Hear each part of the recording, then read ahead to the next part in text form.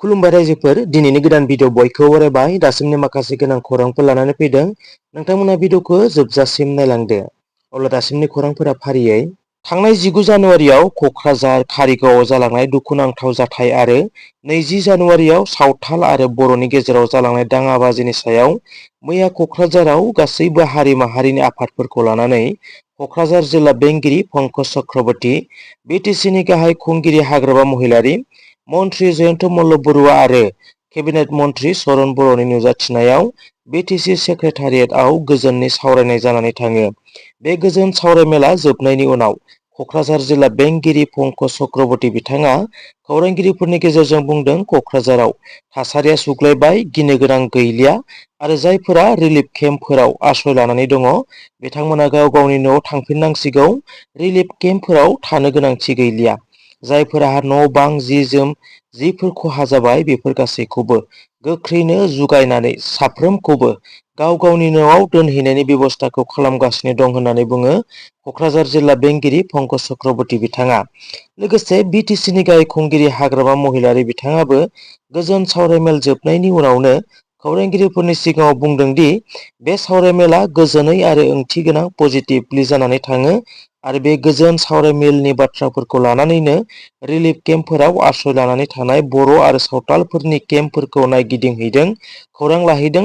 लोगोसे साफ्रोमनोबो जायफोरा जि खहा जाबाय बेफोर गासैखौबो गोख्रैनो जगायनानै गाव गावनि न'आव थांना थाहैनो हानाय बेबस्थाखौ खालामना होगोन होनना खोथा होबोयो बिटिसिनि गाहाय खुंगिरि हाग्रामा महिलारि बिथाङा। थांनाय 19 जानुवारियाव सानैसो कालप्रिट्सफोरा राजा बिस्मितखौ दाउ अमाफोर बायदि बुनानै बुथारबाय। मा जाहोननि थाखाय सिथारखो बिनि सायाव गोथौयै बिजिरनांगौनि दाबि खालामदों दुलाराय बर' फरायसा आफादनि गाहाय आफादगिरि दिपेन बर' बिथाङा।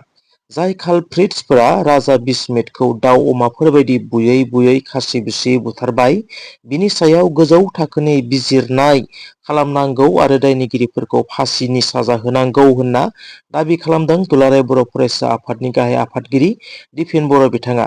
लोगोसे राजा बिस्मित बिथांनि न'खरनो 20 लाख क्षतिपुरन होनांगौ आरो राजा बिस्मितनि बिसिनो सरखारि मोनसे साख्रि होनांगौ आरो जायफोरा गोब्राब जोखोम जानानै दं बिथांमोननोबो क्षतिपुरन होनांगौ होनना जिल्ला बेंगिरि पंकज चक्रवर्तीनो गोसोखां बिलाइ होनानै सावरायनाय जादों होनना फोरमायो दुलाराय बर' फरायसा आफादनि गाहाय आफादगिरि दिपेन बर' बिथाङा।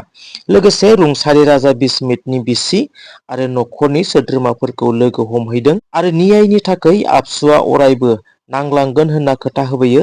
बिनि उनाव गोजोननि बाथ्राखौ लानानै बर' आरो सावथालफोरनि रिलिफ केम्पफोराव थांनानै सावरायहैदों मिरु एबसुनि आफादगिरि दिपेन बर' बिथाङा।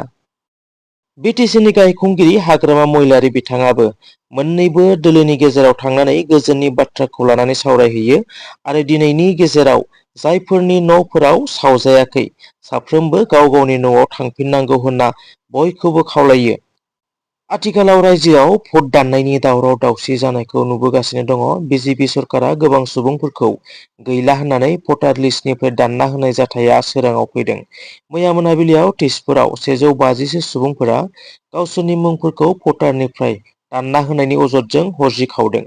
बिथांमोना सोरबा फोरोंगिरिफोर, सोरबा कन्ट्रल दखानि, सोरबा सरखारि साख्रि मावनाय सुबुंफोर जायफोरा गैला होननानै भटारनिफ्राय मुं दानजादों। बिथांमोना बुंदों जों बेनिनो थागिबि 400 बोसोर सिगांनिफ्रायनो जों बे जायगायावनो दङ आरो दाबो दङ। सरखारि साख्रि मावनानैनो दङ।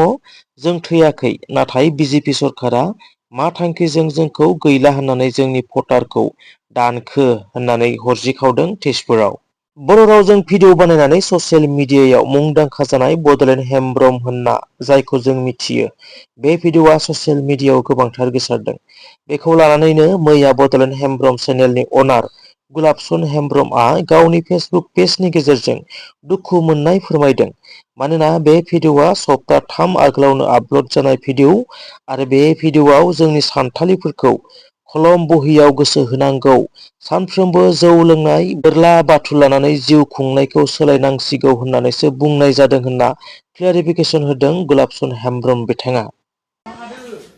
हेल' रायजो राजा नोंथांमोन, दाबावैसो आङो मोनसे आंनिनो भिडिअखौ माने ससियेल मिडियायाव बिराद माने गोसारदों। थ' बेनिखायनो आङो बेखौ क्लियारिफिकेसन लाबोनो थाखाय बे भिडिअखौ लाबोनाय जादों आङो नोंथांमोनखौ देखायगोन कि भिडिअखौ आं माला आपल'ड खालामदोंमोन।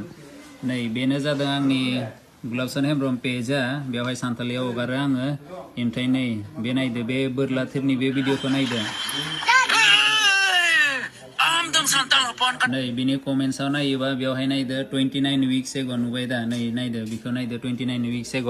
ओमफ्राय बेवहाय आङो बिखौसो बुंदोंमोन कि जोङो सान्थाल हारिया माने बोरला थिरफोरखौ बाद होनांगौ, दानि जुगाव जोङो कलम कागजफोरखौसो बिखौसो आखायाव हमनांगौ, बिखौसो बे होननानैसो आङो भिडिअखौ हगारदोंमोन। थ' बेनिखायनो रायजो राजा नोंथांमोननाव आङो खावलायो, ओमफ्राय जाय निउस चेनेलफोराबो बेफोरखौ हगारदों बिदि हगारनो नाङा। मानोना दायो बिदि दावराव समाव आरो बेबायदि माने अराव आरो बिदिनो थाव लुनाय बायदिसो जादों। थ' बेनिखायनो नोंथांमोनखौ खावलायो, आङो बिदि गाज्रि जेबो बुङाखै। ओमफ्राय नोंथांमोना जुदि सोङो आंनि फ्रेन्ड सार्केलनि गेजेराव, जोंहा बिदि साननाय जेबो गैया।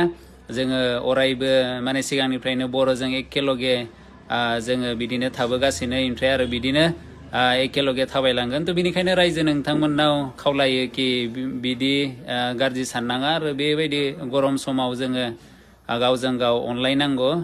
थ' बेनोसै, आसा खालामो नोंथांमोना बुजिगोन, आरो साबायखरबावो नोंथांमोना अरायसम सापर्ट खालामनायनि थाखाय। थ' बेनोसै, गोजोन्थों।